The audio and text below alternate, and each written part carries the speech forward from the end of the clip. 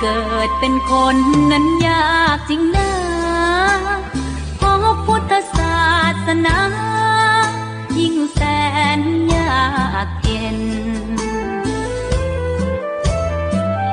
คนไทยโชคดีที่สุดแล้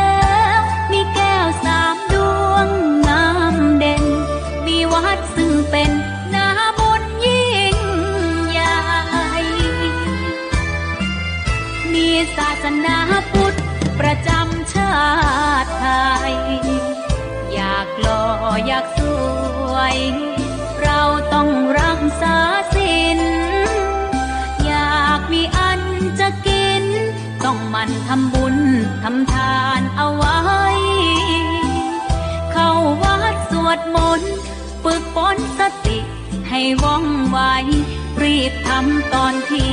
เราทำเองได้อย่ารอจนตายถึงเข้าวัดว่าเข้าวัดยามเป็นจะได้เห็นแต่น้ำใจเข้าวัดยามตายจะได้เห็นแต่น้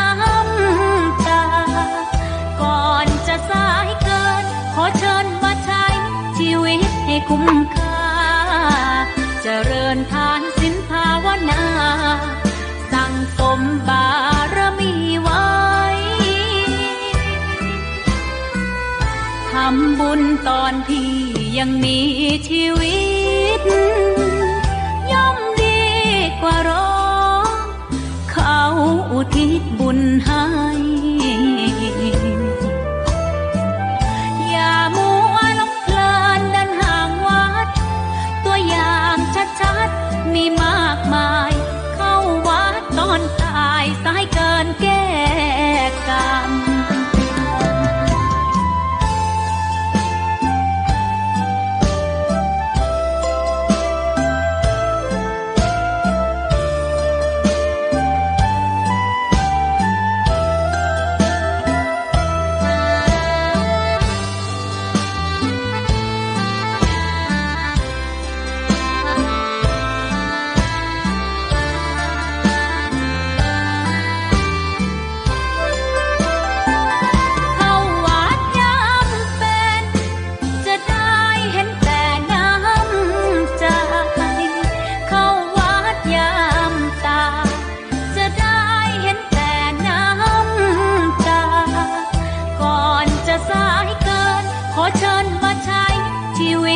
คุ้มค่า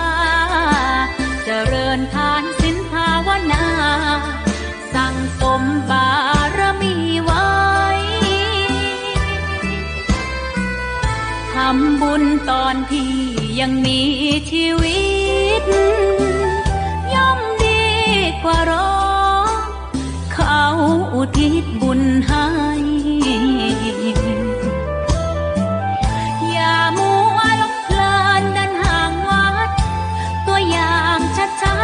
มีมากมายเข้าวัดตอนตายสายเกินแก้กรรมเข้าวัดยามเป็นผลบุญหนุนนำเข้าวัดยามเป็นจะได้เห็นแต่น้ำใจเข้าวัดยามตายจะได้เห็นแต่น้ำตา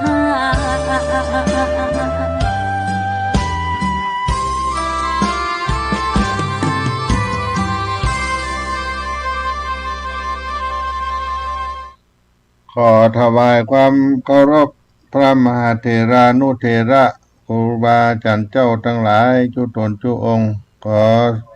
เจริญสุขเจริญธรรมจงได้บังเกิดมีแก่ท่านสาธุชนพุทธบริษัททั้งหลายที่ได้สดับรับฟังธรรมะทางสถานีวิทยุคลื่นธรรมะแห่งนี้สถานีคลื่น FM 104.50 เมกะเฮิรตซ์วัดฝ่ายหินหลังมหาวิทยาลัยเชียงใหม่วันนี้อาตมาภาพท่านพระครู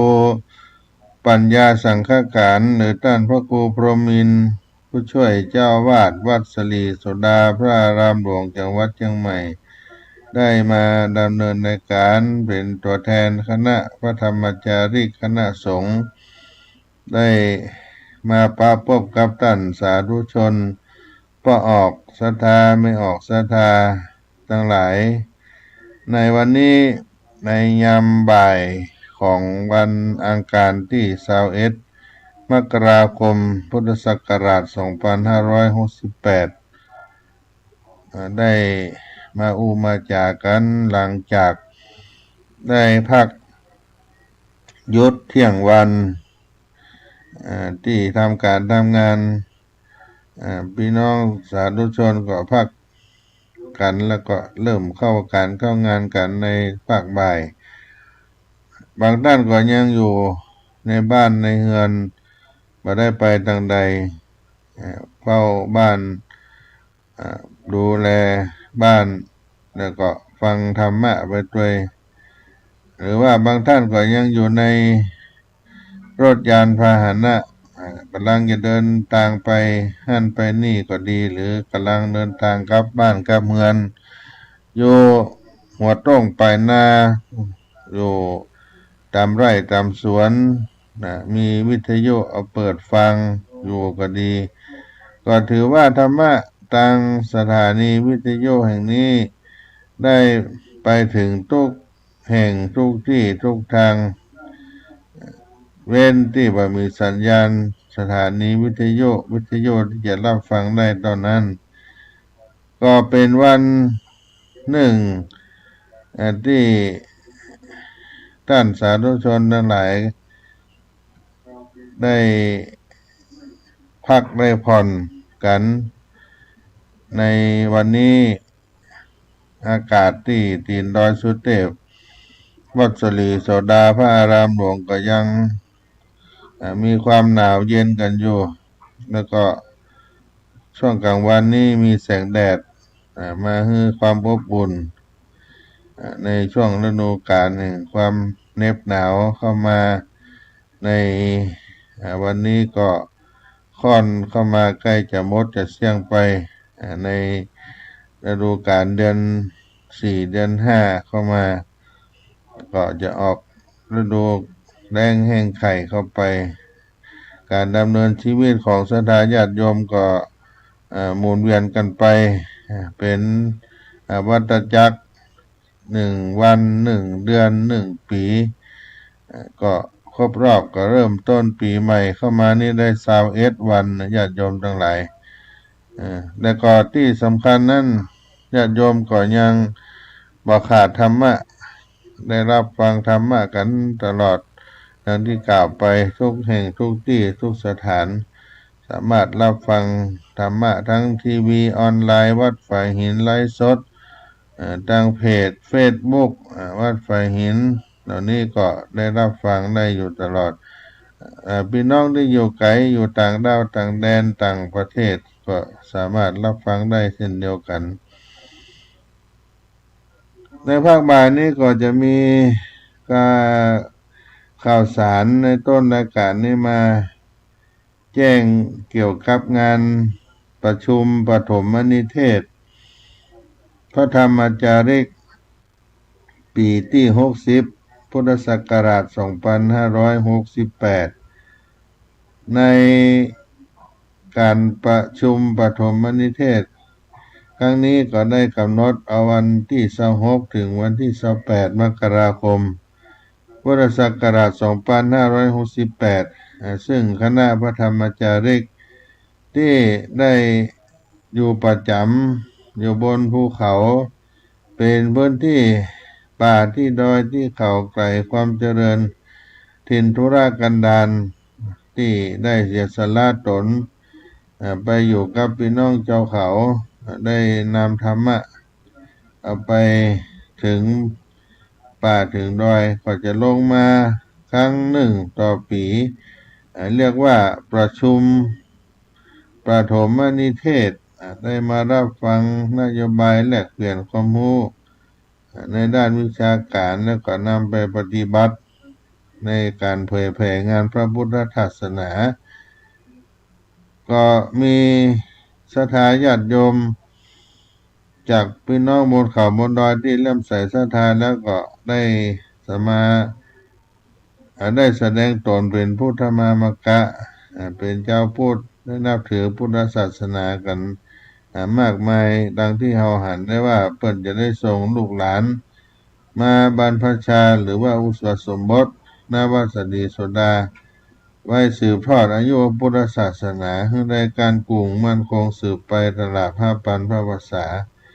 นี่ก็เป็นการที่พระธรรมจาริกทั้งหมดทั้งมวลประมาณว่าได้300 รูปได้เดินทางมาจากเขาจากดอยการประชุมปฐมนิเทศพระธรรมจาริกปีที่60ปีนี้อายุของโครงการก็เต็ม60พอดีเพราะได้เริ่มกันมาตั้งแต่ปีพุทธศักราช2568ปีนี้ก็60ปีของโครงการพระธรรมจาริกดังนั้นก็ได้อาราธนาได้มาที่วัดสลีโสดาพระอารามหลวงจังหวัดเชียงใหม่ซึ่งเป็นศูนย์กลางในการออกไปปฏิบัติศาสนกิจตามจังหวัดต่างๆภาคเหนือตอนบนภาคเหนือตอนล่างภาคกลางตอนบนภาคเหนือตอนล่างก็มีกำหนดการที่ได้ไปตะกี้ว่าจะเริ่มวันที่26ถึง28เพราะฉะนั้นพระธรรมจาริกก็จะได้เดินทางมาวัดสลีโสดาพระอารามหลวงในวันเสาร์ที่25เดือนมกราคมพุทธศักราช2568ได้เดินทางมาแล้วก็มาถึงวัดสลีโสดามาพักประจำที่ห้องพักเสร็จแล้วก็ได้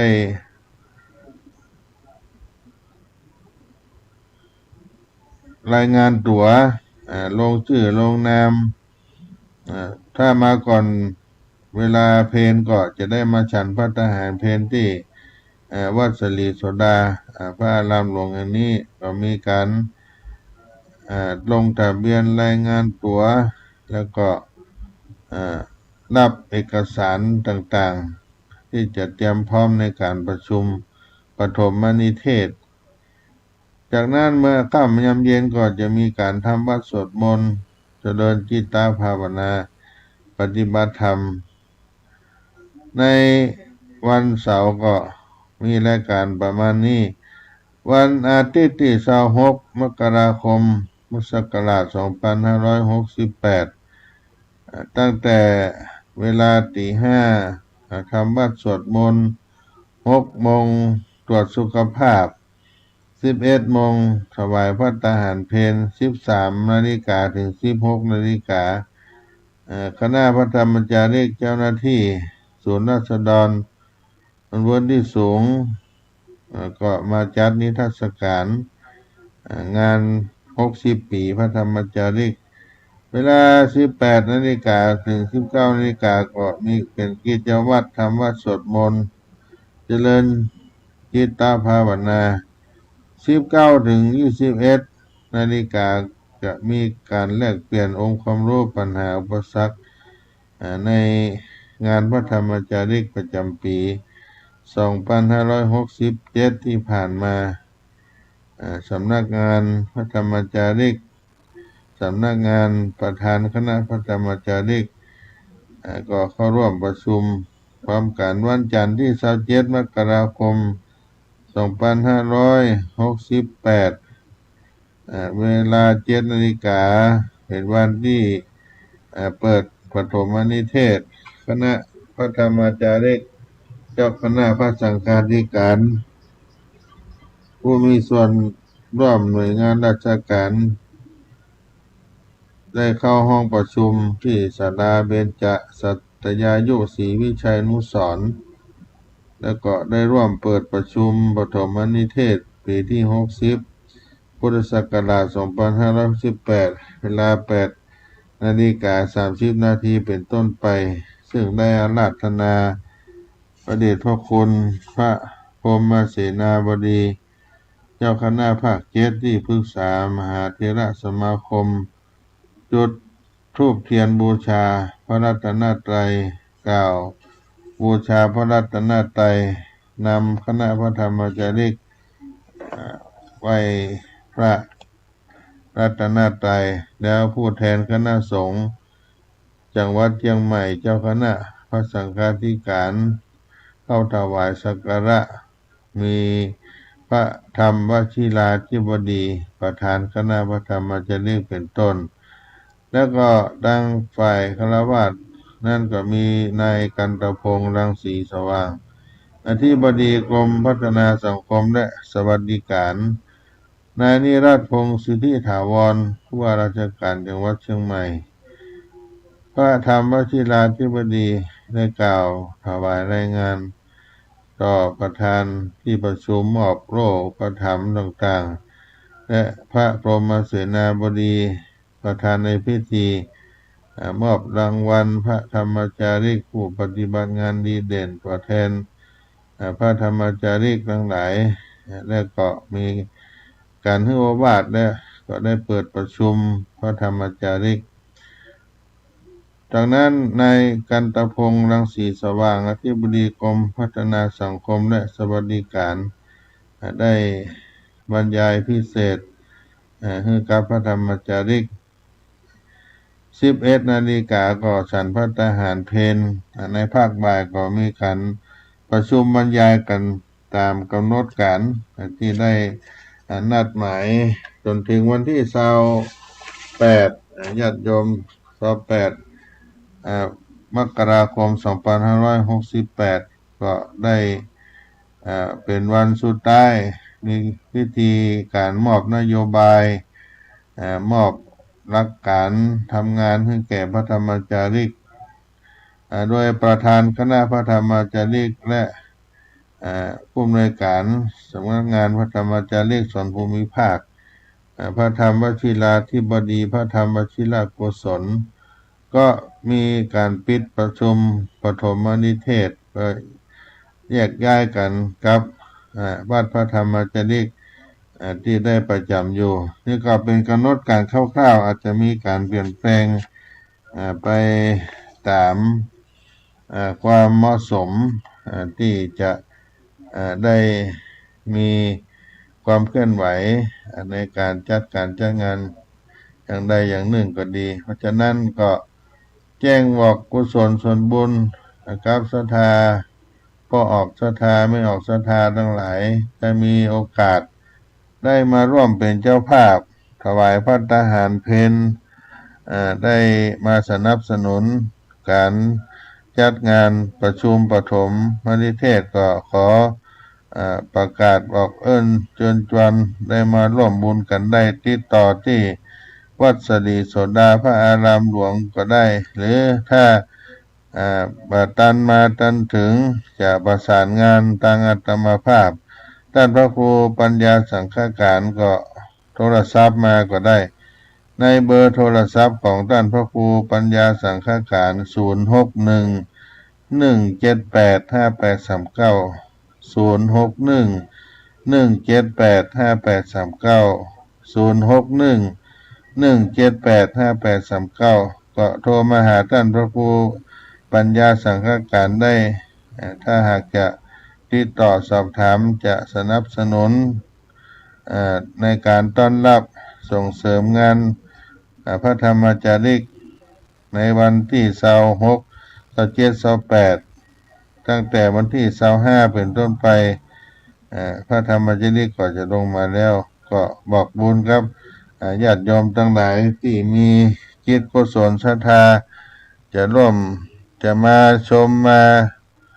ร่วมงานที่วัดสลีโสดาก็ได้เพราะสามารถเข้ามาร่วม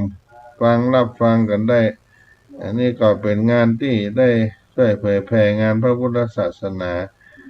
ได้มีครั้งหนึ่งต่อปีสำหรับคณะพระธรรมจาริกที่เดินทางมาจากป่าจากเขาจากดอย ก็จะมีโอกาสได้มาพบปะกับพุทธศาสนิกชนตั้งหลายที่ได้ให้การสนับสนุนมาโดยตลอดก็ดีก็อู้จากันในเบื้องต้นในกำหนดการโดยคร่าวๆอาจจะมีการเปลี่ยนแปลงไปตามเหตุการณ์สมควรในการต้อนรับพระธรรมจาริก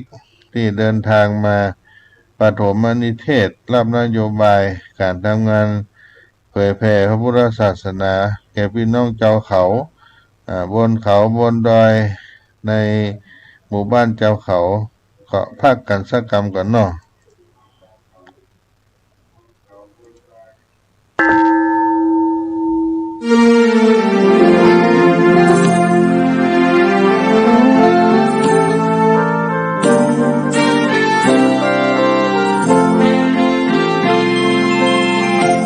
แดนถิ่นดงธุรกันดา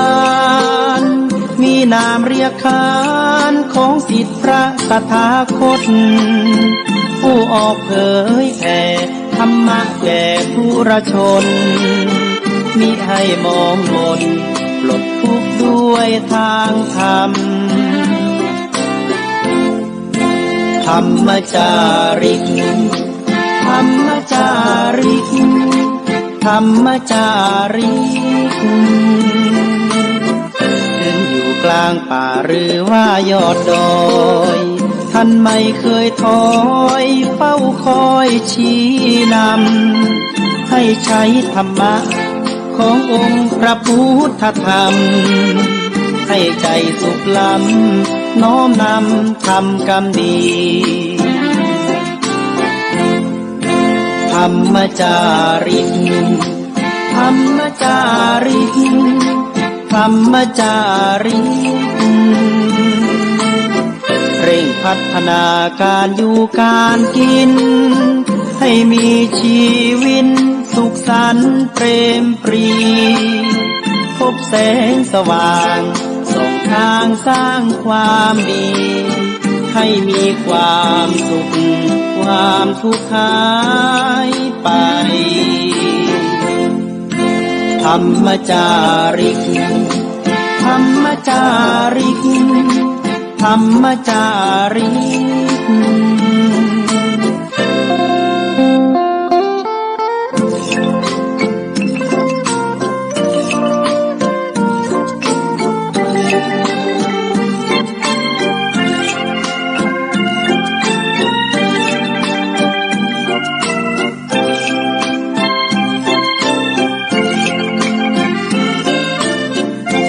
พัฒนาการอยู่การกิน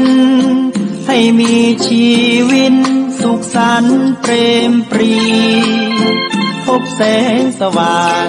ส่องทางสร้างความดีให้มีความสุขความทุกข์หายไปธรรมจาริกธรรมจาริกธรรมจาริกธรรมจาริกธรรมจาริกธรรมจาริก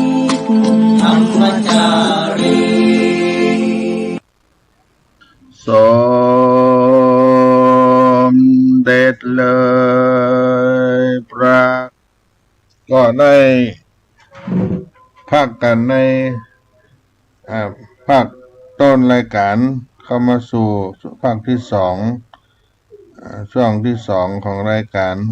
ในสารธรรมยามบ่ายในวันนี้วันที่21 มกราคม 2568ก็ได้ได้จากกันเรื่องการให้ทานญาติโยมเราได้มีโอกาสสร้างโรงทานถวายภัตตาหารโรงทานน้ำดื่มน้ำปานะเครื่องบริโภคอุปโภคต่างๆก็ถือว่าเป็นการได้สร้างบารมีในเบื้องต้นของหน้าที่เจ้าพุทธเฮาเมื่อได้ให้ทานแล้วเฮาก็ต้องได้รับผ ลบุญในการที่เราทำให้ทานไปถึงแม้ว่าเราบ่ได้หวังสิ่งอย่างก็ตามแต่ทุกครั้งที่ให้ทานไปย่อมจะบังเกิดบุญที่ได้เกิดขึ้นกับเราซึ่งบุญจะสะสมอยู่ในใจบุญนี้ก็จะมีอานุภาพไปดึงดูดสิ่งดีๆให้แก่ชีวิตเราเปรียบเสมือนดอกไม้ที่มีสีสวยสดงดงามมีเกสรมีน้ำหวานมีไก่สรน้ำหวานหอมย่อมดึงดูดหมู่พมรผู้เพิ่งเข้ามาดูดกินน้ำหวานอันมีจารสนั้นพระผู้มีพระภาคเจ้าพระองค์ทรงตรัสถึงอานิสงส์การให้ทานใน4-5สูตรว่าผู้ให้ย่อมเป็นที่รัก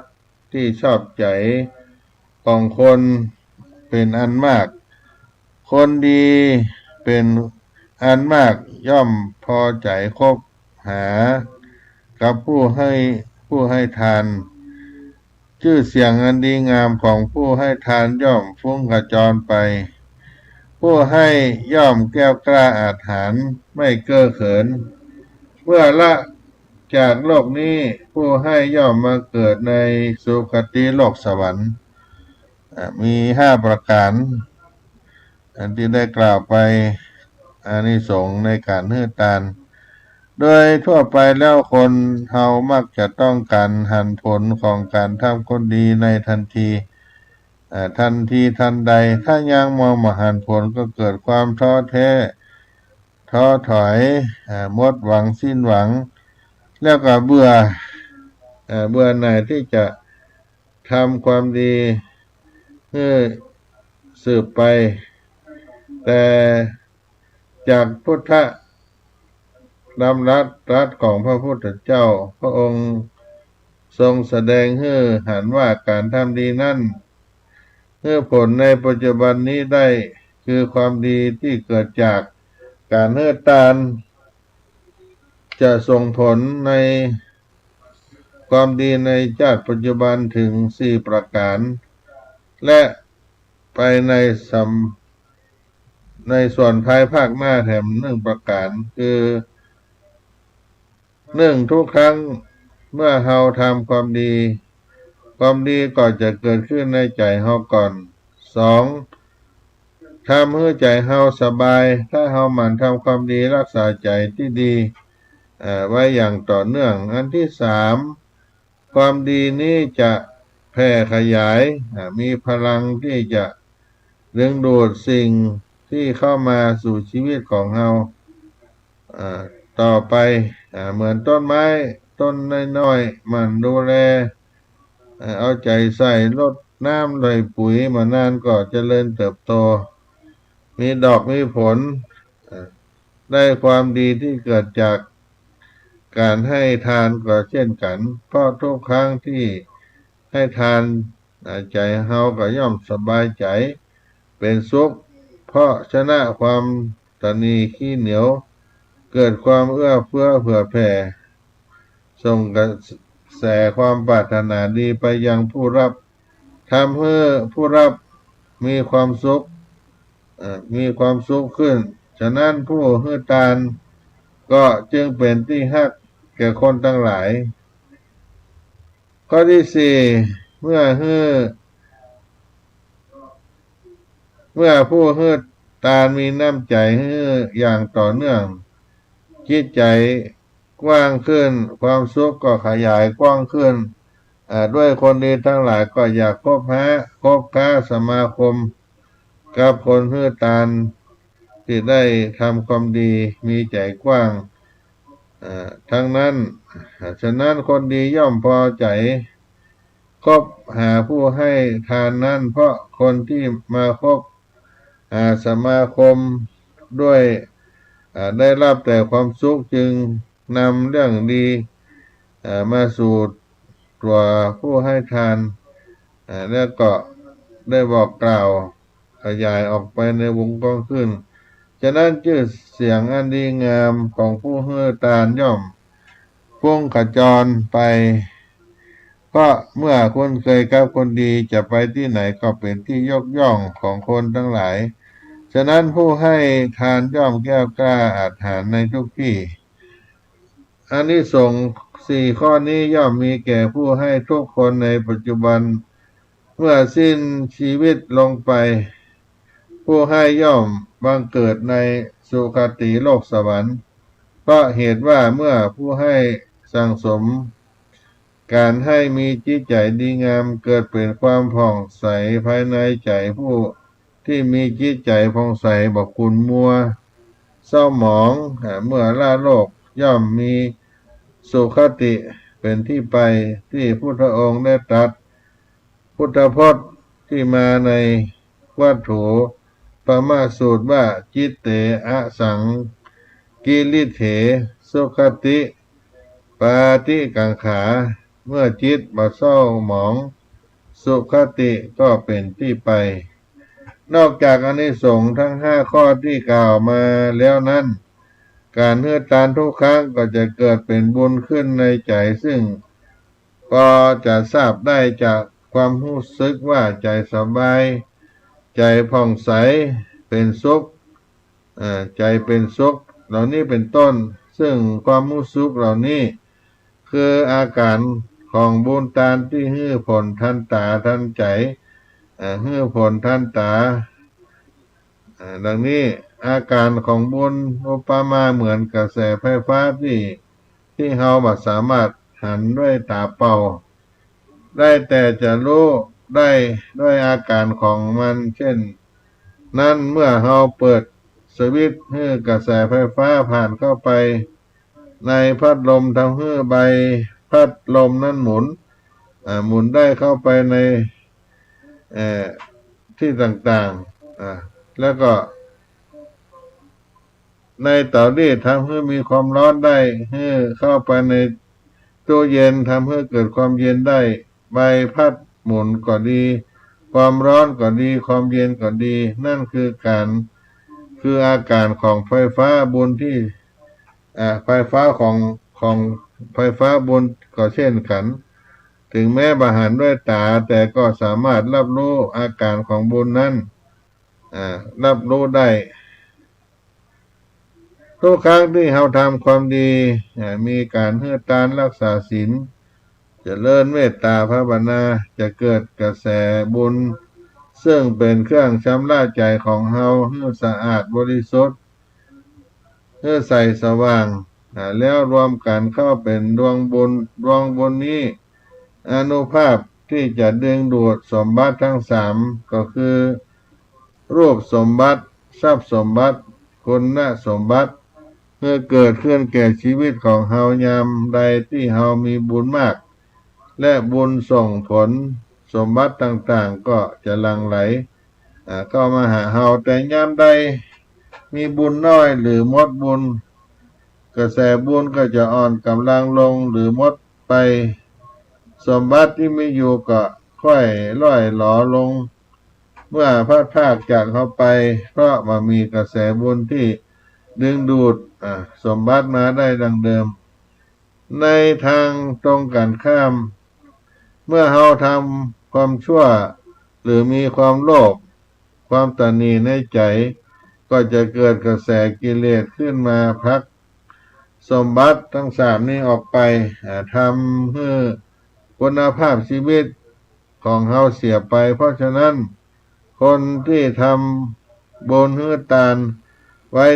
ดีจึงเกิดเป็นคนมั่งคั่งร่ำรวยเพราะทานกุศลทำให้เกิดบุญก็จะดึงดูดสมบัติต่างๆให้บังเกิดขึ้นบุญนั้นมีสองระยะที่หนึ่งคือบุญเก่าก็คือบุญในอดีตบุญที่ทำมาในชาติก่อนจนถึงวันคลอดบุญใหม่คือบุญในปัจจุบันบุญที่ทำมาตั้งแต่แรกเกิดจนถึงปัจจุบันถ้าบุญเก่าทำมาดีก็จะส่งผลให้เกิดสมบัติ ในชาติปัจจุบันเกิดมาร่ำรวยด้วยทรัพย์สมบัติดีเพราะบุญเก่าที่ทำตานมาดีมีรูปร่างงดงามรูปสมบัติดีเพราะบุญ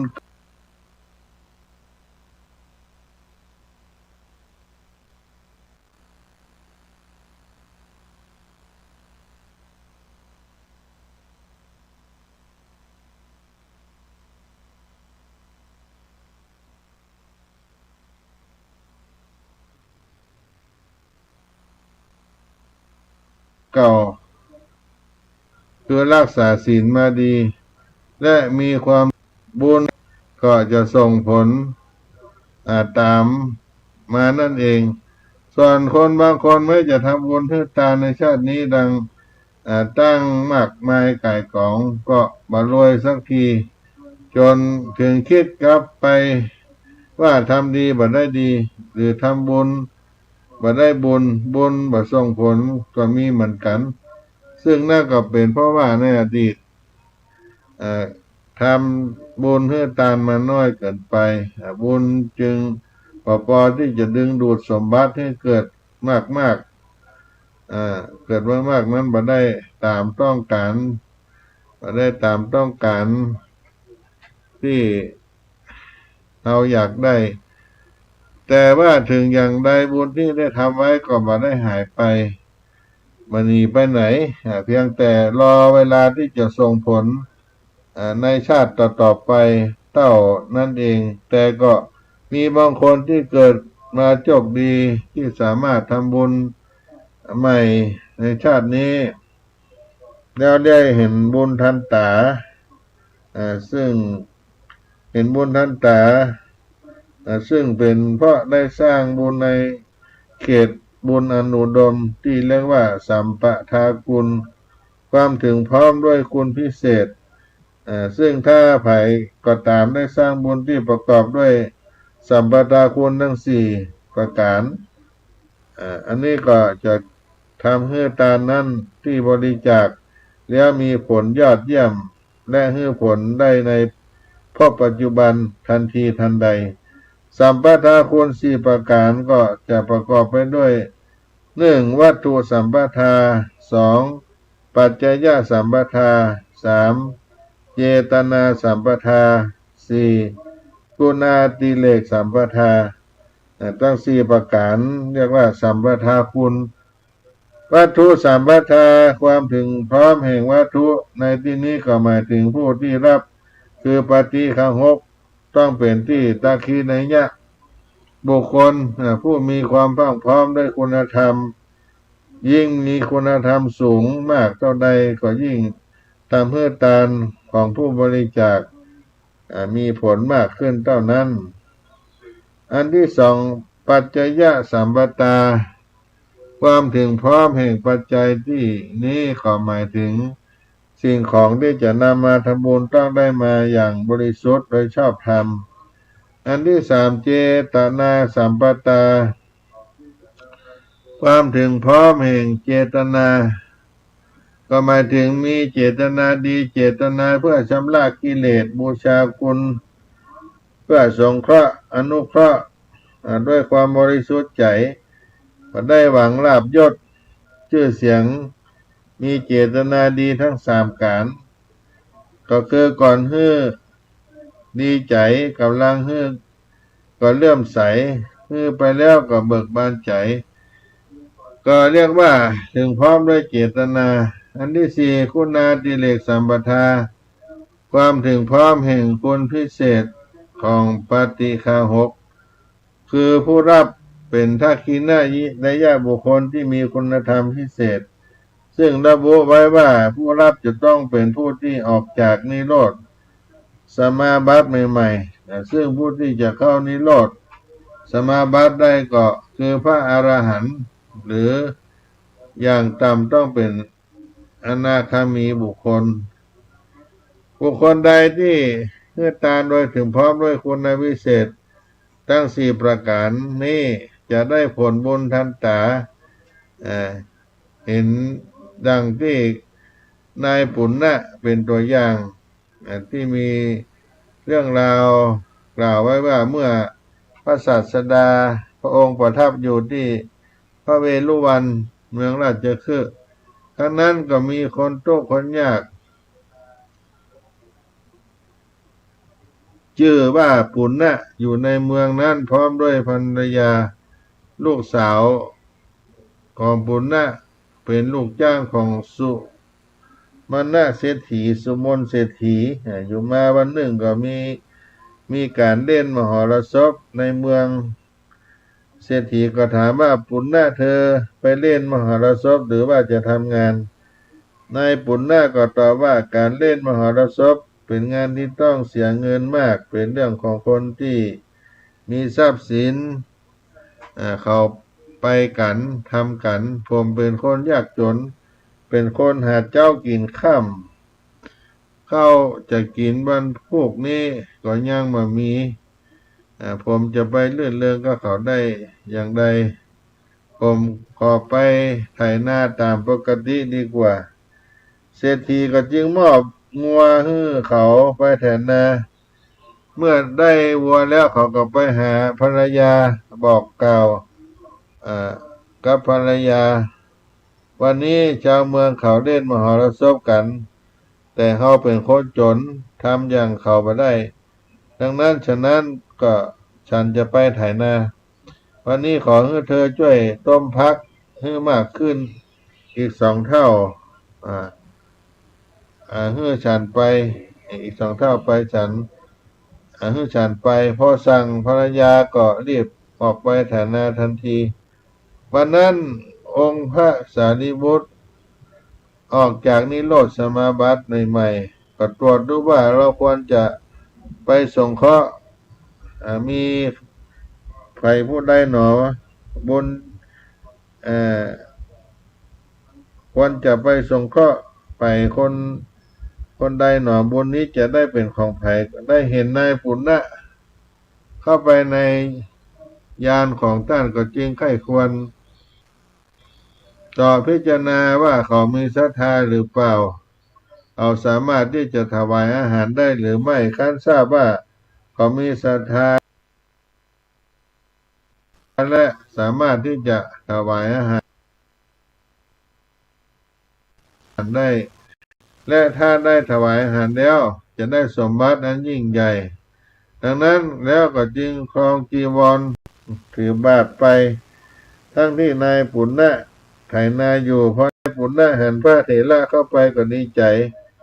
เข้ามากราบไหว้นั่งคุกเข่าไหว้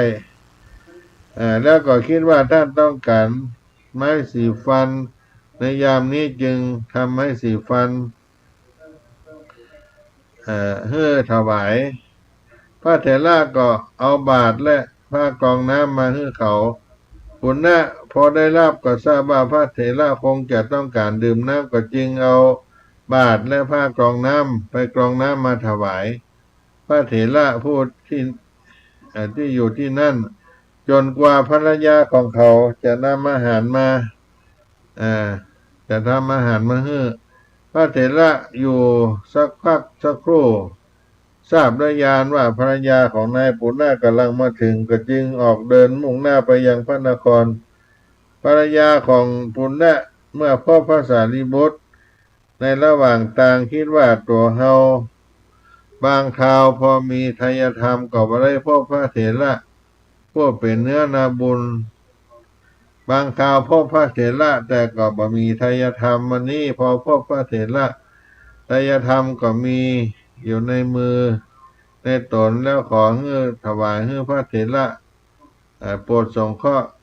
ในการให้ทานนี้ท่านแล้วนางก็วางภาชนะใส่อาหารลงไหว้พระเถระ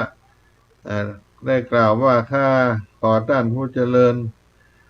จงโปรดอย่าคิดว่าอาหารนี้เลวหรือประณีตเลยขอจงโปรดรับอาหารนี้เพื่อสงเคราะห์แก่คนยากจนดังหม่อมฉันด้วยเถิดพระเถระก็น้อมบาตรเข้าไปเมื่อนางเกลี่ยอาหารใส่บาตรครึ่งหนึ่งแล้วพระเถระก็เอามือปิดบาตรนางก็จึงกล่าวต่อไปว่าอาหารนี้เป็นแค่ส่วนเดียวของฉันที่จะอาจจะทำเป็น2 ส่วนได้ อท่านสงเคราะห์เพียงแค่ในโลกนี้เลยช่วยกรุณาสงเคราะห์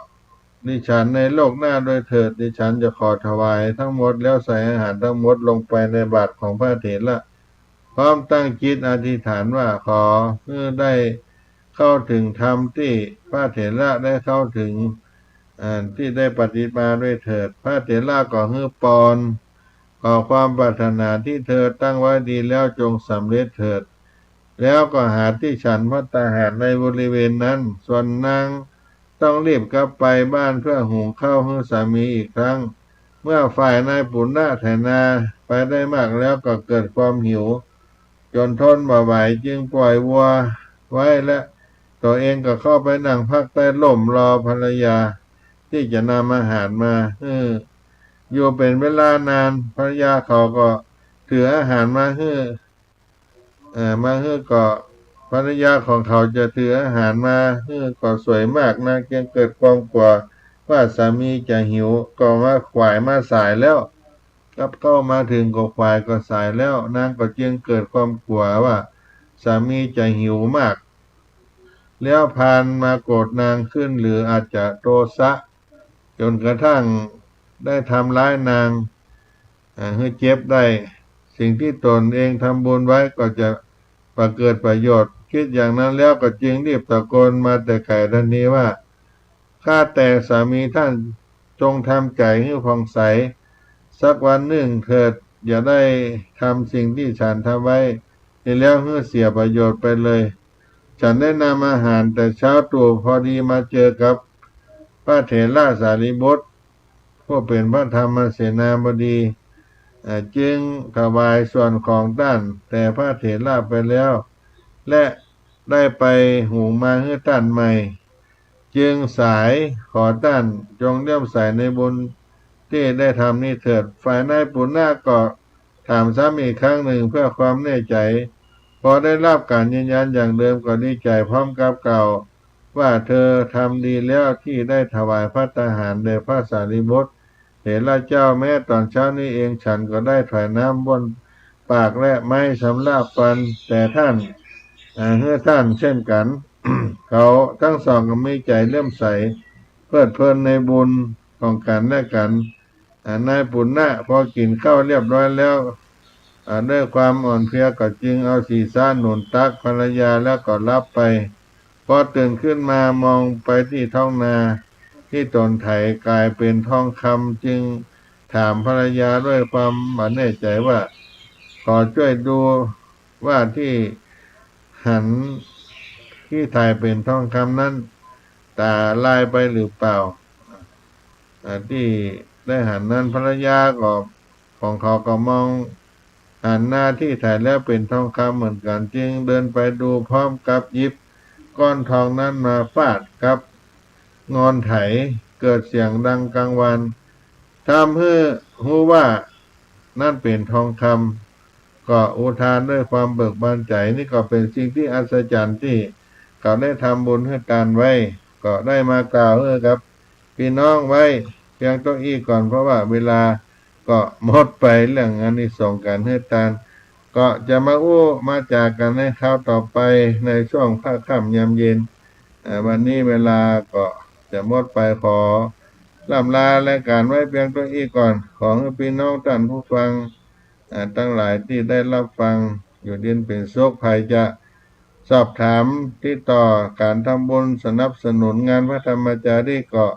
โทรที่เบอร์โทรศัพท์0611785839อาตมาภาพพระครูปัญญาสังฆการไดเนอร์วันนี้ขอความสุขสดดีจงมีครับท่านผู้ฟังทั้งหลายจุผู้ในคนอายุวันโนสุขังพลัง